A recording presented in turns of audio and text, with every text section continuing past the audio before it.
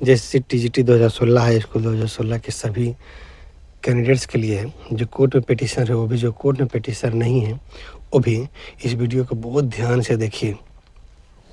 पहले ये समझिए कि जितने लोग सेलेक्टेड हुए थे, जो ज्वाइनिंग ले चुके हैं, जो नौकरी कर रहे हैं, सभी का लिस्ट जो है जेएसएससी जांच टीम को सौंपा है।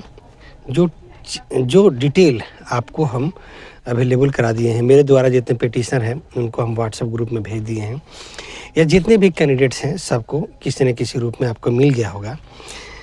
इस वीडियो के माध्यम से मेरे जितने पिटिशनर हैं वो भी ध्यान से सुनिए, और जो अन्य पिटिशनर वो भी सुनिए। ये भी समझ के रखिए कि इस लिस्ट में बहुत सारा गड़बड़ छाला हुआ है, बहुत सारा गड़बड़ी है जिसे आप अंदाज़ा नहीं लगा सकते। आप सोचते होंगे ना उससे भी ऊपर। साथ में एक और भी लिस्ट आपको भेजे हैं, आपको subject wise revise merit list भेजा गया है, भेजे हैं। उसमें सभी कैंडिडेट्स का नाम होना चाहिए। उसे सभी लोग जो 150 या उससे ऊपर नंबर लाए हैं सभी का नाम होना चाहिए, जो सिलेक्टेड है, नॉट सिलेक्टेड है, सभी का। उस लिस्ट में ये दिया है कि किसको सिलेक्शन हुआ, किसको सिलेक्शन नहीं हुआ, और जिसका सिलेक्शन हुआ उसका कितना मार्क्स है। तो आप जो सिलेक्टेड लिस्ट है उसको आप देखिएगा, और जो सिलेक्शन नहीं हुआ है जिनका, वो भी अपना कंपेयर कर सकते हैं। इस बात को फिर से समझ लीजिए, जितने लोग का सिलेक्शन हुआ है उसका भी रिवाइज मेरिट लिस्ट में है, और आप सेलेक्टेड नहीं हुए हैं, आपका भी नाम है, और आपको भी किस सीरियल नंबर पर रखा गया देख लीजिएगा। कहीं ऐसा तो नहीं है कि आप सीरियल नंबर ऊपर आते हैं, 100 में आते हैं और सिलेक्शन दिया 200 नंबर है, वो 300 नंबर में सीरियल नंबर है तो उसको दिया है, ऐसा भी देखिएगा। और पहले जो आपको लिस्ट भेजे हैं सेलेक्टेड लोगों का, उसमें कुछ गड़बड़ छाला समझिए, कितना बड़ा गड़बड़ी, बहुत बड़ा गड़बड़ी। तो 4 गड़बड़ी आप समझिए, फिर अपने आप को भी चेक कीजिएगा। पहले ये समझिए कि एक सुप्रीम कोर्ट का आदेश समझिए, फिर उसके बाद भी आपको बाकी डिटेल बताएंगे उसका। सुप्रीम कोर्ट का आदेश फिलहाल भी है, पहले से भी था, कि अनरिजर्व कैटेगरी में किन लोगों का सिलेक्शन होगा। अनरिजर्व कैटेगरी, अनरिजर्व वालों के लिए रिजर्व नहीं है, ये बात समझिएगा। अनरिजर्व कैटेगरी में रिजर्व नहीं है, मतलब ऐसा आपका मार्क्स आप EBC 1 में आते हैं, EBC 2 में आते हैं, ST SC में किसी भी कैटेगरी में आते हैं, अनरिजर्व में जिनका सिलेक्शन हुआ है उससे आपका मार्क्स ज़्यादा नहीं हो सकता। जैसे मान लीजिए कि अनरिजर्व कैटेगरी वालों का जो है 200 नंबर में सिलेक्शन हुआ है और आपका 200 से ज़्यादा नंबर है, तो ये वहाँ सीधा सीधा फ्रॉड है, क्योंकि अनरिजर्व वाले को मार्क्स कभी भी रिजर्व वाले से कम नहीं हो सकता। अनरिजर्व वालों को ज़्यादा ही होना चाहिए। अनरिजर्व जो है वो सभी के लिए होता है। एक चीज़ और बताना चाहते हैं कि सहायक आचार्य में भी एक सहायक आचार्य का एग्जाम हुआ था, उसमें बहुत सारा गड़बड़ झाला है, उसके बारे में हम आपको डिटेल में बताएंगे कि अनरिजर्व का मार्क्स रिजर्व वाले से ज़्यादा कम कैसे था। उसको भी एक लड़ाई अलग से लड़ा जा रहा है। और इसी समझिए कि सुप्रीम कोर्ट का भी आदेश है, कुछ दिन पहले का आदेश है कि आपको कैसे सिलेक्शन देना है। तो सिलेक्शन इसे देना है EBC 1, EBC 2, ST SC और जो अनरिजर्व कैटेगरी कैंडिडेट है, सभी में से जिनका मार्क्स ज़्यादा है पहले उन लोगों को अनरिजर्व सीट में सेट कर दिया जाएगा। रूल समझिएगा, क्या आदेश था, सुप्रीम कोर्ट का आदेश क्या था कि जितना भी कैंडिडेट है एग्ज़ाम दिया उसमें सबसे ज़्यादा मार्क्स वाले को पहले अनरिजर्व पूरा सीट पे सेट कर देना है। सेट हो गया। अब क्या करना है, ST SC EBC 1 EBC 2 का सीट पे अब उन लोगों को ही नियुक्ति दिया जाएगा जो EBC 1 में आते हैं, EBC 2 में आते हैं, या जो है ST SC में आते हैं, उन लोगों को ही उस पर दिया जाएगा ज्वाइनिंग।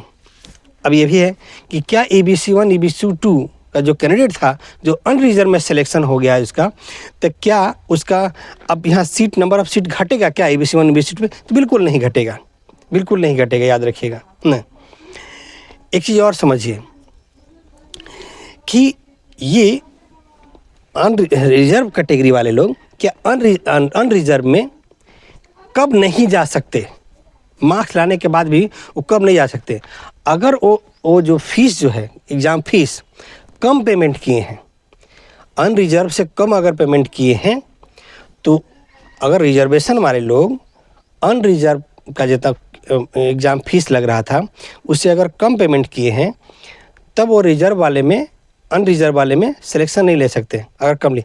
लेकिन हमारे यहाँ जो एग्ज़ाम होता है उसमें एक चीज़ ध्यान रखिए कि EBC 1 EBC 2 या अनरिजर्व का एग्ज़ाम फीस बराबर लिया जाता है, इसीलिए यहाँ ST SC का कम लिया जाता है। इसके वजह से ST SC अनरिजर्व में नहीं जा पाते। अनरिजर्व में जाने के लिए आपको जो एग्ज़ाम फीस लगता है वो बराबर देना होता है। तो मेरा गवर्नमेंट से एक रिक्वेस्ट और भी है इस वीडियो के माध्यम से, अगर वीडियो किसी तरह समझें, ST SC EBC 1 EBC 2 या अनरिजर्व का कम से कम एग्ज़ाम फीस सेम ले लिया जाए, ताकि अगर उनका मार्क्स आए तो कम से कम अनरिजर्व में वो नौकरी ले सके। ये कंडीशन लगाया गया था, याद रखिए सुप्रीम कोर्ट के आदेश में ये है कि सभी कैटेगरी में सभी लोगों में से जो सबसे ज़्यादा मार्क्स लाए हैं तो अनरिजर्व सीट में पहले उसको दे देना है, उसके बाद नीचे आना है। मतलब अनरिजर्व का कभी भी मार्क्स, जितना मार्क्स उनका सिलेक्शन हुआ है उससे रिजर्वेशन वाले का कम ही होना चाहिए, ज़्यादा नहीं होता। अगर इनका मार्क्स ज़्यादा है तो ये अनरिजर्व में सिलेक्शन हो जाएगा इनका, ये रूल है। ये सुप्रीम कोर्ट का सीधा सीधा आदेश है। अब आपको अब मेरिट लिस्ट पे आइए। मेरिट लिस्ट में ऐसा देखा गया, जो सिलेक्टेड लोगों का लिस्ट देखा गया, उसमें देखा गया क्या क्या देखा गया बताना चाहते हैं आपको, और उसमें क्या क्या गड़बड़ी है। बहुत बड़ा गड़बड़ी है कि अनरिजर्व वाले का मार्क्स, जिनका सिलेक्शन हो चुका, अनरिजर्व में आते हैं, उनका मार्क्स 144 146 में सिलेक्शन हुआ, जबकि पास ही होते 150 में। ये खूंटी जिला का है, आपको बताना चाहते हैं खूंटी जिला है जहाँ पे 144 147 में मार्क्स अनरिजर्व कैटेगरी में उनका सिलेक्शन हुआ है। वो कैसे, सिर्फ खूंटी जिला का ही नहीं बताना चाहते, इस सभी जगह का इतना गड़बड़ झाला है जिसका आप अंदाज़ा नहीं लगा सकते। नेक्स्ट समझिएगा, जो कैंडिडेट पिटिशनर है कोर्ट में, उनका मार्क्स उन कैंडिडेट से ज़्यादा है जो सिलेक्टेड हो चुके हैं, जो सिलेक्शन ले चुके हैं। ऐसे भी डिस्ट्रिक्ट मेरिट लिस्ट से देखिएगा तो भी उसका मार्क्स ज़्यादा है, और स्टेट मेरिट लिस्ट से भी देखिएगा तो उसका मार्क्स ज़्यादा है सिलेक्टेड लोगों से। ये तो बात आप समझ ही गए कि 144 मार्क्स वाले को अगर सिलेक्शन दिया गया है अनरिजर्व में 144 मार्क्स में, तो बताइए वो तो पास ही नहीं है जी। अनरिजर्व का कम से कम पासिंग मार्क्स 150 होता है। ये गड़बड़ छाला उसमें है। और समझिए कि कोई कैंडिडेट जिस जिला में फॉर्म भरा, district merit list state merit list दो चीज़ है। आपको बता चुके हैं कि आप 2022 से पहले जितना लोगों को सिलेक्शन हुआ है उसको देख लीजिएगा, 2022 के बाद स्टेट लेवल पर सिलेक्शन उसको भी देख लीजिएगा। किसी में भी आप चेक कीजिएगा कि किसी से आपका मार्क्स ज़्यादा है, सिलेक्टेड लोगों से अगर मार्क्स ज़्यादा है तो आप मुझे ज़रूर व्हाट्सएप में, मेरा नंबर दिया हुआ है, आप व्हाट्सएप में मुझे मैसेज कीजिए। बहुत ज़रूरी होने पर कॉल कर सकते हैं, लेकिन कॉल बैक करना आसान नहीं हो पा रहा है क्योंकि 200-300 कॉल आ जा रहा है बार बार। फिर भी आपको कॉल बैक करेंगे आपका बात सुनने के लिए, आप कॉल कर सकते हैं, फिर हम आपको कॉल बैक का वेट कीजिएगा, कॉल बैक ज़रूर करेंगे। इतना कम से कम व्हाट्सएप में मैसेज कर दीजिए। आप इस वीडियो को पूरा देखिए क्योंकि वीडियो लंबा हो सकता है, क्योंकि बहुत सारा बात है बोल के। तो आपको देखना है कि अपना मार्क्स देखना है कि कितना मार्क्स है, आपसे कम मार्क्स वालों का कितना लोग का सिलेक्शन हुआ है, डिस्ट्रिक्ट लेवल पर या स्टेट लेवल पर, कहीं भी आप ज़रूर देखिएगा। और ये भी देखिएगा कि अनरिजर्व वाले का मार्क्स कभी भी आपसे ज़्यादा नहीं, मतलब आपसे उसका मार्क्स ज़्यादा ही होना चाहिए। अनरिजर्व में जिसका सिलेक्शन हुआ है उसका मार्क्स आपसे ज़्यादा ही होना चाहिए। अगर आपसे कम है और आपका, तो उस सीट पे आपका हक बनता था। ये चीज़ हाई स्कूल के 2016 का एग्ज़ाम का सीट सुप्रीम कोर्ट तक लड़ा जाएगा। ये बताया जाएगा कि कैसे JSSC में बैठे लोग किस कैटेगरी के लोग हैं, कितना भ्रष्ट है, कितना घूसखोर हैं, ये अंदाज़ा आप लगाइएगा इस स्टेटमेंट। आप याद रखिएगा कि आपको जो सिलेक्टेड लोगों का लिस्ट है बहुत मेहनत से मिला है, बहुत झगड़े से मिला है। आप इसे रीड कीजिए, आप देखिए कि आपका जो सिलेक्टेड लिस्ट है, सिलेक्शन वाला लिस्ट है, उससे कितने लोगों से आपका मार्क्स ज़्यादा है। आप अपने सब्जेक्ट देखिए और उस सब्जेक्ट में देखिए कि कितने लोग हैं जो आपसे कम मार्क्स वाले यहाँ सिलेक्टेड हैं। और अनरिजर्व वाला को तो ज़रूर देखिएगा, क्योंकि अनरिजर्व में आपसे मार्क्स ज़्यादा ही होना चाहिए था, उसे कम मार्क्स वाला का सिलेक्शन नहीं हो सकता। ये सुप्रीम कोर्ट का सख्त अभी आदेश आया है। इसमें एक चीज़ था, याद रखेगा अनरिजर्व वाले का, जो फीस को लेकर के, कि फीस अगर कम पे किया एग्जाम फीस तो वो रिजर्वेशन में ही हो सकता है। अगर एग्जाम फीस बराबर दिया है तो अनरिजर्व में भी सिलेक्शन हो सकता है, अगर उसका मार्क्स ज़्यादा है तो। ये चीज़ आपको समझ के रखना है। तो सभी लोग मार्क्स देखिए। आपको 2 लिस्ट हम भेजे हैं व्हाट्सएप ग्रुप में, आपको 2 लिस्ट भेजे हैं, एक सिलेक्टेड लोगों का लिस्ट और दूसरा लिस्ट भेजे हैं आपको जो है revise merit list. Revise merit list में देखिए कि जिन लोगों का आप सिलेक्शन देख रहे हैं कि आपसे कम मार्क्स वाला का सिलेक्शन हुआ है, उसका रिवाइज मेरिट लिस्ट में देखिए तो कौन सा सीरियल नंबर पे आता है। आपसे कहीं ऐसा तो नहीं कि आपसे नीचे आता है, वो ऊपर से आपका सिलेक्शन होना चाहिए, उसका सिलेक्शन। याद रखिएगा कि इस एग्ज़ाम में बहुत बड़ा घूसखोरी घोटालेबाजी से लिमिट क्रॉस किया गया है। जैसे हर एग्जाम में जेएसएससी के द्वारा एग्जाम लिया हुआ हर एग्जाम, जेपीएससी के द्वारा लिया हुआ हर एग्जाम भ्रष्टाचार घूसखोरी से लिप्त होता है, उसी तरह से हाई स्कूल 2016 का भी लिप्त है। सिंस ये कोर्ट के मामले में चल रहा है, इसलिए इसको लेकर के आपको बहुत ज़बरदस्त तरीके से लड़ना है और अपनी नियुक्ति सुनिश्चित करना है आपको। आप मेरे द्वारा पिटीशन है तो भी आप देखिएगा ज़रूर। क्या देखिएगा कि आपसे कम मार्क्स वाले का कम मार्क्स वाले का सिलेक्शन कहाँ हुआ, कौन कौन जिला में हुआ, आप क्या क्या भेजिएगा पहले हमको देखिएगा, बता रहे हैं। अब मेरे पास क्या क्या भेजिएगा, मेरे पास भेजिएगा जो क्या सीरियल नंबर क्या है, उसका नाम क्या है, सब्जेक्ट क्या है, कैटेगरी क्या है, किस डेट को ज्वाइनिंग हुआ उसका, तो उसको आप एक लिस्ट बना के दीजिएगा। आपसे कम नंबर है उसका सिलेक्शन हो, उसका लिस्ट आप मुझे व्हाट्सअप कीजिए। व्हाट्सअप मेरा नंबर है, व्हाट्सअप कीजिएगा और अपना भी व्हाट्सअप कीजिएगा। सभी लोग सुन लीजिए कि आप मुझे अपना डिटेल भेजिए, आपसे कम मार्क्स वाला कितना लोग का सिलेक्शन हुआ, नाम क्या है, सब्जेक्ट क्या है, कैटेगरी क्या है, डेट ऑफ ज्वाइनिंग क्या है, उस सब आप मुझे भेजिएगा। साथ में ये रिवाइज मेरिट लिस्ट में भी देखिएगा। तो आप देखिए, आप भेजिएगा, व्हाट्सअप नंबर है मेरा नीचे दिया हुआ। अब समझिए यही मौका है आपको ज्वाइनिंग लेने का। आप इसमें ज्वाइनिंग आपका होगा, इसलिए आप इसको बहुत बारीकी से देखिए। एक चीज़ और देखिए, इसका गड़बड़ी का और एक मामला देखिए, बताना चाहते हैं। रिवाइज मेरिट लिस्ट जो जारी किया है, रिवाइज मेरिट लिस्ट क्या है, सभी कैंडिडेट्स का जो ज्वाइनिंग है, नॉन ज्वाइनिंग है, सभी का लिस्ट देना था। उसमें क्या किया है, बहुत लोगों का जिसका मार्क्स सिलेक्टेड लोगों से ज़्यादा है उसको उसमें शामिल नहीं किया, रिवाइज मेरिट लिस्ट में शामिल नहीं किया है। एक कैंडिडेट है जिसका मार्क्स 266 है, ऐसे एग्जाम्पल के लिए बहुत सारा है मेरे पास, वो रिवाइज मेरिट लिस्ट में उसका नाम ही नहीं है। बताइए, अरे भाई उसका कितना नंबर पर सीरियल नंबर बता दोगे ना, तो सब काट फाट दिया है बचने के लिए। दूसरा, सिलेक्टेड लोगों का जो लिस्ट दिया गया है उसमें जो ज्वाइन किया ही नहीं, और यही ज्वाइन नहीं किया वो भी अलग मैटर है। ज्वाइनिंग के लिए बुलाया था उसको, ज्वाइनिंग के लिए किसी को बुलाया, फिर भी आपके मार्क्स कम है उसका, ज्वाइनिंग के लिए क्यों बुलाया, आपको ना बुलाना चाहिए था उसको। तो आप ये समझिए कि जो ज्वाइन वाले का लिस्ट दिया है उसमें बहुत सारे ऐसे कैंडिडेट का लिस्ट दिया है जो नौकरी में है ही नहीं। ऐसा क्यों दिया, इसलिए दिया ताकि वो नंबर पूरा कर सके कि हम इतना लोगों को ज्वाइनिंग दे चुके हैं, जबकि हम लोग बोल रहे हैं कि 9000 से ज़्यादा सीट खाली है जी।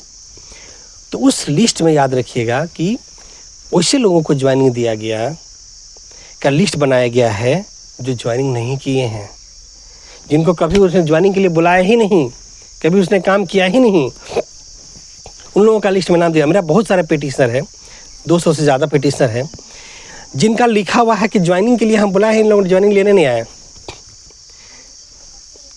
सच्चाई ये है कि उसको ज्वाइनिंग के लिए कभी बुलाया ही नहीं, इन्होंने कभी ज्वाइनिंग के लिए बुलाया ही नहीं। अब ये मत समझिएगा जिसका डीबी छूट गया, उन लोगों का डीबी छूट गया, किसी का डीबी छूट गया था तो उसको ज्वाइनिंग नहीं दिया, तो अलग मैटर है। जिन्होंने डीबी करवाया उसके बाद उनको ज्वाइनिंग नहीं दिया, ये परीक्षा फल में इनका नहीं जारी किया, और उसमें आज बोलता है कि हम ज्वाइनिंग दे चुके हैं। बताइए, जो ज्वाइनिंग वाले लिस्ट है उसमें बताइए उन लोगों का नाम दे दिया जिसको ज्वाइनिंग दे चुके हैं, जबकि इसका परीक्षा फल में, जब परीक्षा फल में रोल नंबर जारी करता है मार्क्स से बिना, उसमें दिया ही नहीं, तो इन लोग ज्वाइनिंग लेने जाएगा कैसे? एक चीज़ और समझिए इस मामले को लेकर के, जेएसएससी के ज्वाइनिंग देने का एक कैसा करप्ट संस्था दुनिया का, अगर एक जागरूक हो तो ऐसे लोगों को तो कानून के हिसाब से बहुत बड़ी सज़ा मिलना चाहिए था इन लोगों को, लेकिन लचर कानून की वजह से इन लोग बचा हुआ है। कि बताइए कैसा दुनिया में ऐसा संस्था है, ये घुसखोर करप्ट संस्था है जो सिर्फ रोल नंबर जारी करता है टीवी के लिए, रोल नंबर जारी करता है ज्वाइनिंग के लिए और ज्वाइनिंग दे देता है, अतः पता नहीं उसका नंबर कितना है। आज जब जारी कर रहा है सिलेक्टेड लोगों का लिस्ट, तो बताइए सिलेक्टेड लोगों का मार्क्स नॉट सिलेक्टेड से कम कैसे है? अनरिजर्व वाले का मार्क्स रिजर्व कैटेगरी से कम कैसे है? जबकि अनरिजर्व जो सीट होता है वो अनरिजर्व कैटेगरी के लिए रिजर्व नहीं है कि अनरिजर्व कैटेगरी में आते हैं आप, अब 50% सीट आपके लिए रिजर्व है, आप अनरिजर्व वाले में सिर्फ अनरिजर्व को ही सिलेक्शन होगा, रिजर्वेशन नहीं हो, वो सभी के लिए है। ST हो, SC हो, ABC 1 हो, ABC 2 हो या अनरिजर्व कैटेगरी में, सभी के लिए जिसका मार्क्स सबसे ज़्यादा होगा उसमें सिलेक्शन हो जाएगा, और जब बचेगा उसका रिजर्वेशन में होगा। लेकिन अगर अनरिजर्व वाले को रिजर्वेशन वाले को अनरिजर्व में अगर सिलेक्शन मिला है तो रिजर्वेशन वाला का सीट कम नहीं होगा, ABC 1, ABC 2, ST SC का कम सीट नहीं होगा। वो लिखा गया है कि सबसे ज़्यादा नंबर आएगा उसको सिलेक्शन लेना है। तो ये सब गड़बड़ छाला है। बाकी आपको गड़बड़ छाला आपको और भी बताएंगे। आप डिस्क्रिप्शन में मेरा नंबर लिखा, मेरा व्हाट्सअप नंबर है, आप बहुत ज़रूरी हो तो आप मुझे कॉल कर सकते हैं। अगर ज़रूरी नहीं तो आपका से कम मार्क्स वाले का पूरा लिस्ट आप हमें व्हाट्सअप कीजिए, आपका बात को कोर्ट तक पहुंचा दिया जाएगा और इस मामले को लेकर के सुप्रीम कोर्ट तक जाएंगे, इस बात को कहने के लिए कि अनरिजर्व का मार्क्स रिजर्वेशन से कम कैसे है।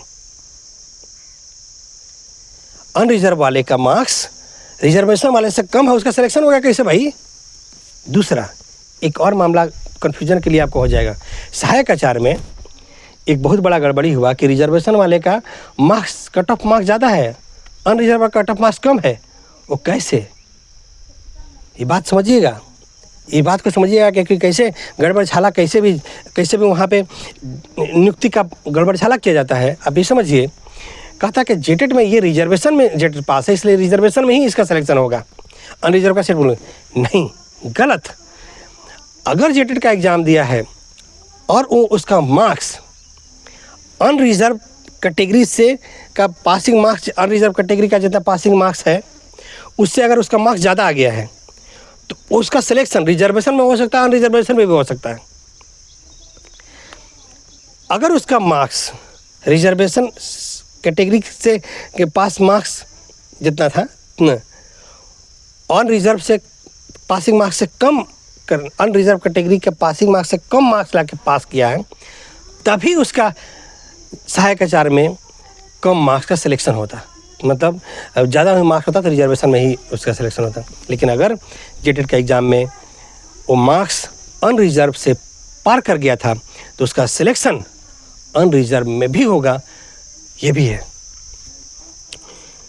क्योंकि ज़्यादा मार्क्स अगर है तो अनरिजर्व वाला सीट सभी के लिए ओपन होता है, न कि आपको ये भी समझना है कि सभी के लिए ओपन होता है। तो इस एग्ज़ाम में अनरिजर्व वाले का मार्क्स रिजर्वेशन वाले से जो है वो कम है, फिर भी सिलेक्शन है। इसमें बहुत सारा गड़बड़ी है। आप ज़रूर देखिए, अपने आप से कंपेयर कीजिए, अपना मार्क्स से कंपेयर कीजिए कि इसका मार्क्स कम है और उसका सिलेक्शन है। इस एग्ज़ाम अभी यहाँ से तो नियुक्ति का बात होगा ही होगा। सुप्रीम कोर्ट तक भी इस मामले को रखेंगे कि कैसे कम मार्क्स वाले को सिलेक्शन होता है, अनरिजर्व में सिलेक्शन होता है, क्योंकि अनरिजर्व वाले में घुसखोरी करके सिलेक्शन दिया जाता है। कैसे? आप इसको समझिएगा ज़रूर। और इस एग्ज़ाम में इतनी गड़बड़ी है कि पूरा एग्ज़ाम भी ख़त्म किया जा सकता है, उन सभी का नौकरी ख़त्म हो सकता है जिन्होंने गलत तरीके से नियुक्ति लिया, जिन्होंने गलत तरीके से जेएसएससी के लोगों ने नियुक्ति दिया, शिक्षा विभाग के लोगों ने नियुक्ति दिया और बहुत सारा गड़बड़ी है जो कि अब ये मामले का खुलेगा और उन लोग हटेगा एग्ज़ाम का पूरी तरह से और सारे पिटिशनर्स का नियुक्ति होगा, क्योंकि इन्हीं लोगों ने लड़ाई लड़ा और जीता। अब बाकी एक लिस्ट बना करके यानी हुआ। बाकी अपडेट आपको देंगे। वीडियो थोड़ा लंबा हो गया लेकिन फिर भी बाकी अपडेट आपको और देते हैं। धन्यवाद।